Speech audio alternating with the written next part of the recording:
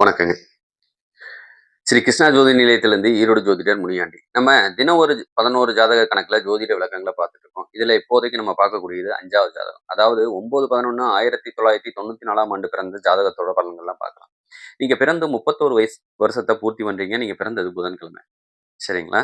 அதாவது வளர்பிற சப்தமி தேதியில பிறந்த நீங்க, உத்திராட நட்சத்திரம் மகர ராசியில பிறக்கிறீங்க. உங்களுக்கு சந்திராஷ்டமமா அமையக்கூடியது சிம்ம ராசி சந்திராஷ்டமமா அமையும்.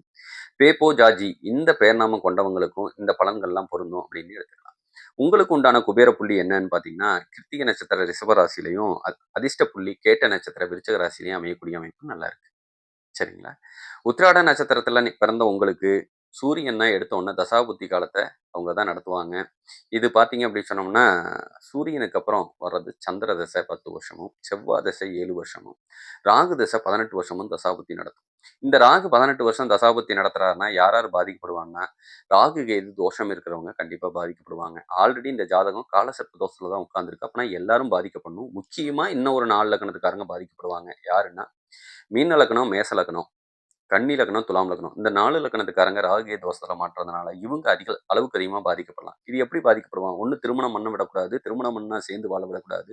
அப்படி சேர்ந்து வாழ்ந்தாலும் ஆண் வாரிசு பிறக்கக்கூடாது. அப்படி பிறந்தாலும் சேர்ந்து வாழ முடியாது. அந்த சூழ்நிலை கொடுக்கும் ஒண்ணு. அடுத்தது கடன், நோய், வம்பு வழக்கு பிரச்சனை, வேண்டாத பிரச்சனையில போய் நீங்களே தலையை கொடுத்து மாட்டிக்கிறது, போலீஸ் ஸ்டேஷன் வரைக்கும் இழுத்துட்டு போறது, தீராத கோர்ட்டு கேஸ குடுக்கறது. சரிங்களா?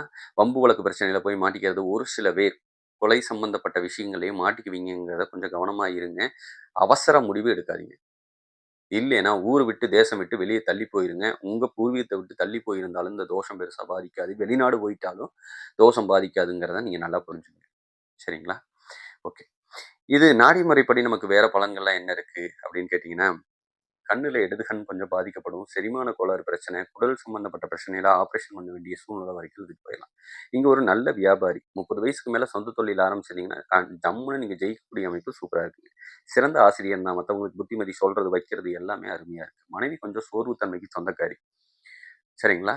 ஒரு சில ஆண்களுக்கு முதல் தாரமே அமையாது. அப்படி தாரம் அமைஞ்சாலும் அதோட சேர்ந்து வாழ முடியாது. 2ஆம் தாரம் தான் அமையக்கூடிய அமைப்பு நல்லா இருக்கு. சரிங்களா? பெண்கள் விஷயத்துல கொஞ்சம் கவனமா இருங்க. மனைவி தவிர பிற பெண்களோட தொடர்புகளை ஏற்படுத்தக்கூடிய அமைப்பு நல்லாவே இருக்கு. கொஞ்சம் கவனமா இருக்கிறது நல்லது.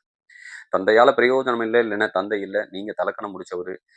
நீங்க எடுக்கிறது தான் இறுதியான முடிவுனே உட்கார்ந்திருப்பீங்க. நானே உங்களுக்கு அட்வைஸ் பண்ணாலும், உங்களுக்கு என்ன தோணும்னா, இவன் என்றா சொல்றது நம்ம என்றா கேட்கறதுங்கிற ஒரு எண்ணம் தான் வரும். சரியான கோவக்காரர், ரோசக்காரர் உங்களுக்கு இதயம் சம்பந்தப்பட்ட பிரச்சனையும் வரும். நீங்க அதிகமா கோவப்படுறதுனால, கொஞ்சம் ரத்த கொதிப்பு சம்பந்தப்பட்ட பிரச்சனையெல்லாம் அனுபவிப்பீங்க அப்படிங்கிறதையும் சொல்லிக்கிறேன். சரிங்களா? இதே ஒரு பெண் பிள்ளை ஜாதகமா இருந்ததுன்னா, உங்களுக்கு பீரியட் சம்மந்தப்பட்ட பிரச்சனை, வயித்து வலி சம்மந்தப்பட்ட கோளாறு, முதுகு தண்டுவட பிரச்சனை, சில பேத்துக்கு ஷோல்டர் சம்மந்தப்பட்ட பெயினையும் குடுக்கக்கூடிய அமைப்பு, வேண்டாத கெட்ட பேரு, உங்களுக்கு ஃபோன்னால சங்கட்டம், பிரச்சனை, இது வரக்கூடிய அமைப்பு நல்லாவே இருக்கு. கொஞ்சம் கவனமா இருங்க. உடல் சௌறுத்தன்மை சீக்கிரம் அடைஞ்சிரும். கர்ப்பப்பை கண்டிப்பா பாதிக்கப்படும். சில சமயம் உங்களுக்கு 40 வயசுங்கும்போது கர்ப்பப்பை எடுக்க வேண்டிய சூழ்நிலை வரைக்கும் எடுத்துட்டு போயிரலாம் அப்படிங்கிறதையும் புரிஞ்சுக்கங்க.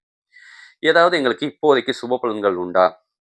அப்படின்னு கேட்டீங்கன்னா, திருமணம் ஆகாத ஆண்களுக்கு இந்த 1 மாசத்துக்குள்ள அவசர அவசரமா திருமண யோகத்தையும், இல்லைன்னா சித்திரைக்கு மேல 100% கல்யாண யோகத்த அமைச்சு குடுக்கக்கூடிய அமைப்பு நல்லா இருக்கு. ஆனா போயி நீங்க தோஷத்துக்கு நிவர்த்தி பண்ணிக்கங்க. அப்பனா தான் திருமணம் அமைச்சு குடுக்கும். 1.